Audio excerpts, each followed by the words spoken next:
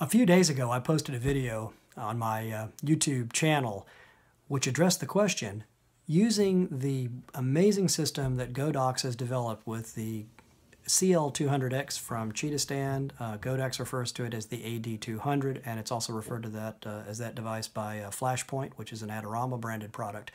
Would it be possible for us to support a brighter tube, a brighter bulb in that bare bulb socket as it was initially envisioned by the engineers at Godox when they engineered the Evolv 200 head? At the time, if you recall, that head was announced having the option in the center of 3 sockets, a kind of a unique solution, to permit the use of a brighter AD360 bulb or the use of 1 or 2 simultaneous AD200 bulbs in order to achieve brightness just about a half a stop less than the AD600, which is a much larger unit and more of a challenge to carry, quite frankly, and not as flexible in terms of its configuration and its setup. So I wanted to find out just exactly how they engineered the unit and then why they made the decisions they did to ultimately not permit the use of that AD360 bulb in that center socket of the AD200 based Evolv twin head adapter. That adapter, by the way, is available right now. It is for sale through Adorama. It is for sale, I believe, as well directly through Godox at this point. I'm hoping that at some point one of our local Dallas companies will be offering that unit as well, and I'll be speaking with them shortly about that. But I wanted to break this news to you guys tonight. I asked the question at that time, is it possible to use the AD360 bulb in the AD200 based Evolv twin head flash adapter? Tonight, I'm excited to tell you the answer to that question. And I think you can tell by the excitement in my voice what the answer is. The important thing, however, is to know how it was done. I want to give a lot of credit and a real shout out to the engineers who designed this unit, because it is designed like a tank, as are many of their products. And quite frankly, it's designed so that you can even do a little do-it-yourself work with it as long as you are aware of certain precautions. I want to be certain to get these precautions up front. You are dealing, if you choose to follow the path I've taken, you are dealing with high voltages at enough current to cause you great bodily harm. Read, kill you. So we don't want anybody not being around. We don't want anyone having any mishaps with this. So if you do decide to follow the do-it-yourself modifications that you're going to see in the video ahead, I want to caution you up front that this is, number one, being done at your own risk. Number two, that you follow the rules that I ask along the way, please, so that we don't have anybody get unhappy or worse yet, hurt badly. And number three, that you enjoy what it does for you, because I will tell you right now, both the over-engineering and the multi-engineering that they've employed in the AD300 Power Pack has allowed all of this to occur. And I want to give the engineers there real kudos, because reverse engineering this has allowed me to see with a lot of insight what they were capable of doing and what they're going to be bringing in the future. So without any official communication with the company or any back channel things that I need to sign non-disclosure agreements for, I can tell you that reverse engineering this, there's a lot of cool stuff coming down the pike. So bottom line here is, I'm going to answer that question for you momentarily. I want you to see the video, and at the end I'm going to have a bit of a wrap up. Guys, enjoy. Thanks. To be able to use an AD360 bulb in that center position, I found out a few things and done a little bit of reverse engineering, and I wanted to share with you guys what I've found so far along this odyssey for those of you who want to follow along. And basically I prepared this black and white version of a color photo I'm going to include with the video.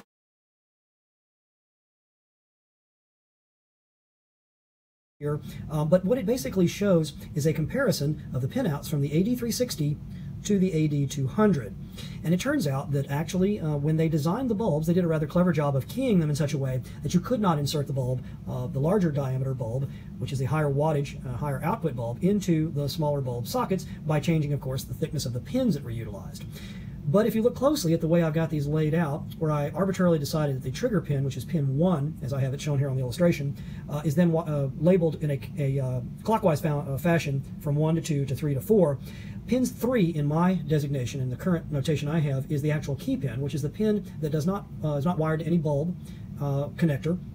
It's actually designed to simply act as a keying tab in order to basically properly provide orientation, so that the 3 active pins, pins 1, 2, and 4 in each case, provide the current necessary to ionize the gas and then to trigger that ionized gas to actually invoke the high-intensity xenon to flash.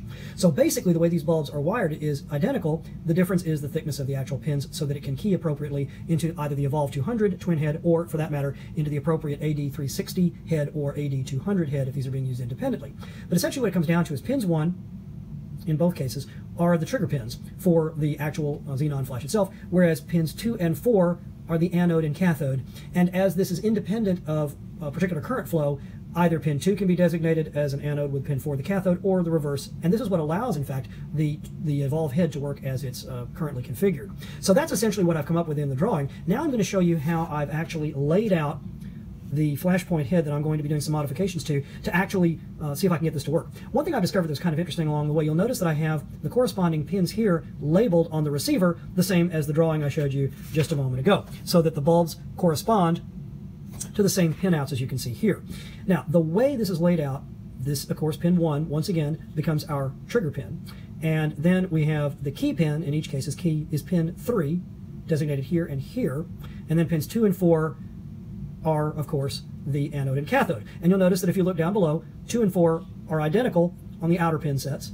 And on the inner pin set, which is where we're going to be most interested in placing that AD360 bulb, they are in fact reversed. So that, in this case, the AD200 bulb, the smaller wattage bulb, would simply be rotated 180 degrees from its position here to its position here to allow it to be used. What I've also discovered is that by simply widening this pin 3, because it is literally the key pin. It's a hollow plastic collar with no connector beneath it. It's strictly there to provide orientation so that we don't accidentally put the trigger pin into one of the lower voltage sockets and leaving the lower voltage going through the wrong place and the higher voltage going through the wrong place as well. So essentially if we widen this, we can then utilize that AD3600 bulb in the same socket that we would have put in the AD200 bulb as it's currently configured. The other thing I found kind of interesting as I took the unit further apart, as I promised I would do, is that in fact I don't believe they ever intended to bridge the 2 power packs mounted on the back, which of course are labeled once again pins packs 1 and 2. I don't believe they ever intended to bridge those to trigger this bulb, because when I look more closely at the way the actual circuitry is wired, I suspect what had happened instead was there's an unsupported feature to allow the triggering of a higher wattage bulb, a higher watt-second bulb, than the 200. I believe those packs are rather conservatively rated, and in fact, looking at them, they are. You will, of course, have fewer flashes, if my hunch is correct, from the AD200 pack than you would from the AD360 head, which is, of course, an on-camera as well as off-camera flash. But I believe it will perfectly work, and the reason I say that is because if they were to attempt to somehow wire these 2 packs together, how would they prevent someone from having, for instance, one pack set at 1/256th power and the other at 1/164th, attempting to trigger a single bulb? That would result in a very bad day, either a bulb that would fail to fire or one that would actually receive too much power. So I suspect this had always, all along, been designed to draw power from the pack number 1.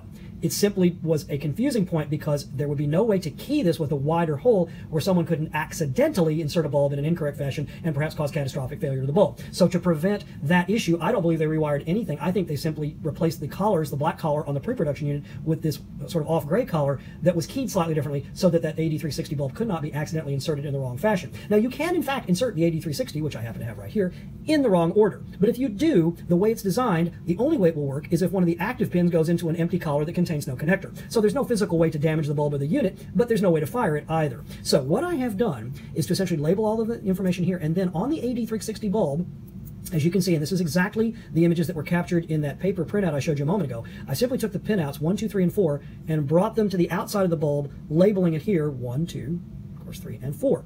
Now you'll notice that 3 has a circle on it. Why? So that I can match circle to circle once I've made my modification and place my bulb, my 360, in the appropriate position, in the appropriate slot, to generate a geometrically centered 400 watt-second, give or take, bulb within whatever modifier I choose to use. I'm about to determine if indeed I am correct in my assumptions. I suspect I am, but I promise I will show you guys either way whether I was right or whether I was wrong. I'll be back momentarily with that. I'm going to go ahead and drill out this pin to allow that placement.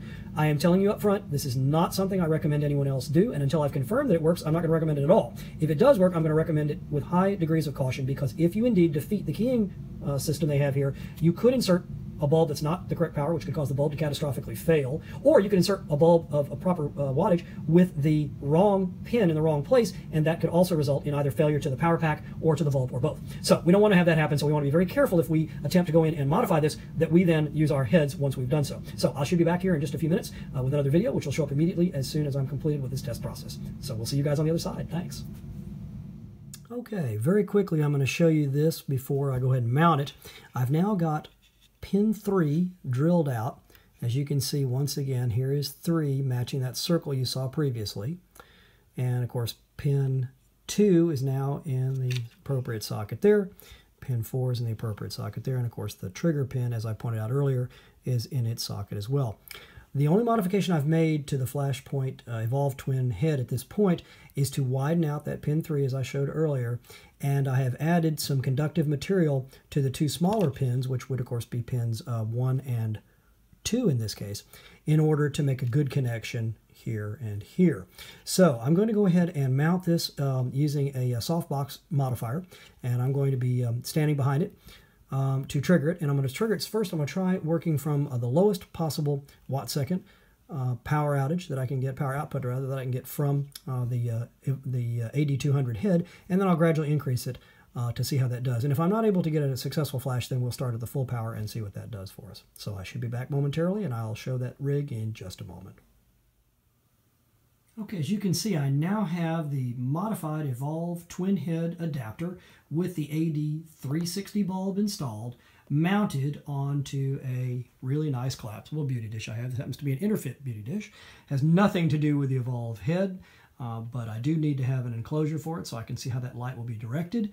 And this is a really common setup that's going to be used in an awful lot of studios as well as out in the field. So it'll be very interesting to see how this performs, but I now have that set up properly. You can see the labeling there on my unit, and in just a moment I'm going to go ahead and put the power pack on, run the diffuser over the front to act also as a safety shield in the event of possible catastrophic failure, which I don't anticipate, and we'll see if we can get a little light out of that.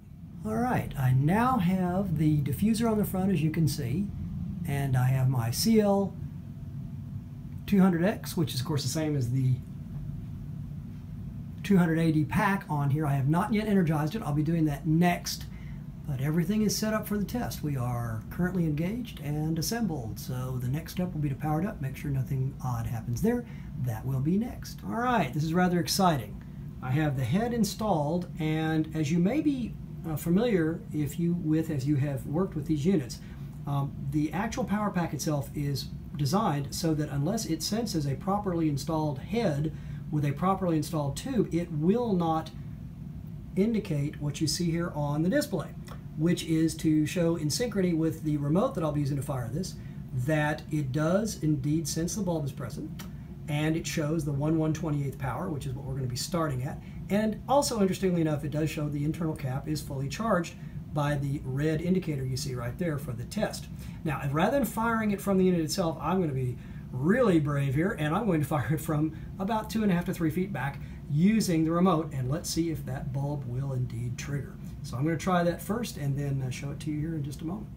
Okay guys, I got to tell you, I can barely contain my excitement at this point. I don't normally get too wired about stuff, but I got to tell you, it's exactly as I suspected.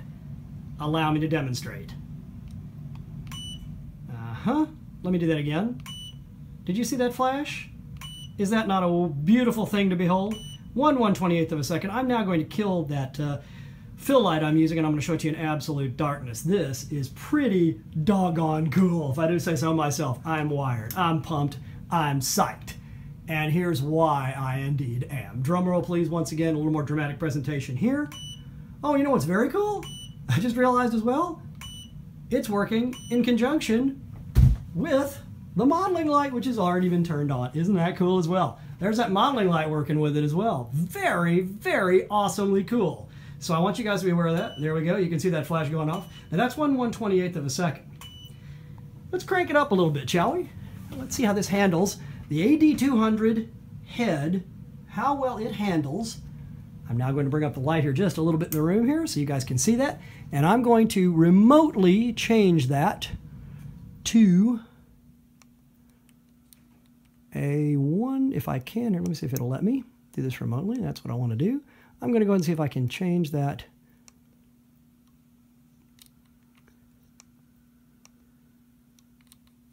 from a 1/28th. There we go. Changing it on the remote, and you'll see it changing on the head itself. Let's be really big, and let's start for 1/16th of a second, shall we? I mean, excuse me, 1/16th power. Pardon me, 1/16th power. Teach me to get excited. Okay, so here we are at 1/16th power once again, without the modeling light now. And let's trigger that and see how that looks. There we go. And it does turn on the modeling light at the same time, interestingly enough, which I'll need to investigate further as to find out why it's doing that. but it is indeed turning on the modeling light, as you can see. But it is successfully powering that flash as well, which is the exciting part of this. Let me go ahead and bring that up to a little bit higher power as well while I'm at it. So I'm going to change it from 1/16.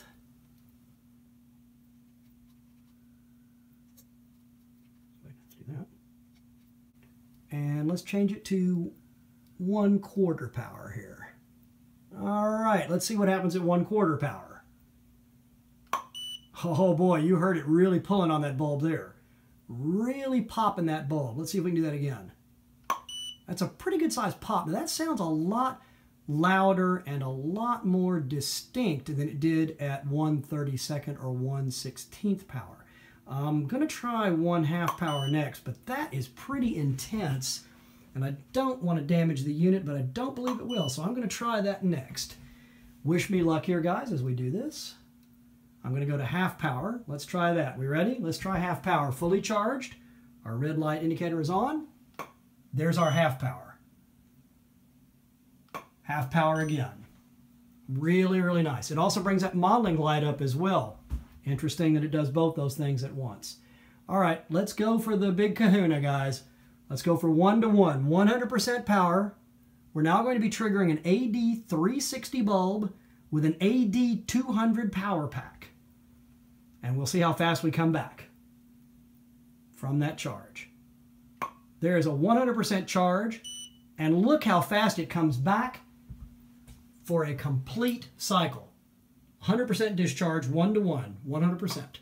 And there it is, ladies and gentlemen. An AD200 pack successfully firing an AD360 bulb in a modified Evolv Twin Head 200. You've seen it here first, probably first anywhere outside of the pre-production units that were produced by Godox. So I'm really excited about this, and I'm going to get this video up ASAP so that you guys can see it for yourselves. Truly exciting stuff. In just a moment, I'm going to go ahead and take the unit out of the modifier. I am really excited about this. This is just cool. And make sure that the bulb is in good condition and that the head is operational. But clearly, as you can see, it is operational. So truly exciting times, guys.